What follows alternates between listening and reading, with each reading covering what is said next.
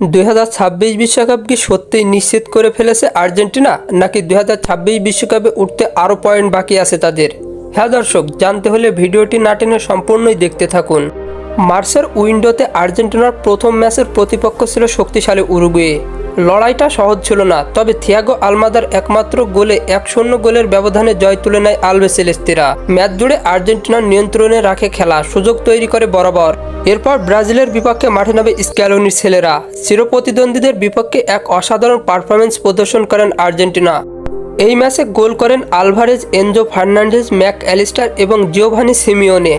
এই দুই ম্যাচের জয় নিশ্চিত করে আর্জেন্টিনা 14 ম্যাচ শেষে 31 পয়েন্ট নিয়ে বাছাই পর্ব থেকে বিশ্বকাপে জায়গা করে নেয়। এখন বাকি থাকা ম্যাচগুলোতে তারা হারলেও তাতে কোনো প্রভাব পড়বে না। স্ক্যালোনির দল দেখিয়ে দিয়েছে কেন তারা বিশ্ব চ্যাম্পিয়ন। আক্রমণ, রক্ষণ, মাঝমাঠ সবখানেই তার অনবদ্য পারফরমেন্স তাদের। লিওনেল মেসি দলে না থেকেও ম্যাচ জিততে শিখে গেছে আর্জেন্টিনা। 2026 বিশ্বকাপ কি আবারও মেসির হাতে উঠবে স্বপ্নের ট্রফি? সময়ই বলে দেবে তার উত্তর। তবে আপনার কি মতামত, আর্জেন্টিনা কি পাবে 2026 বিশ্বকাপ? তা অবশ্যই কমেন্ট বক্সে জানাতে ভুলবেন না।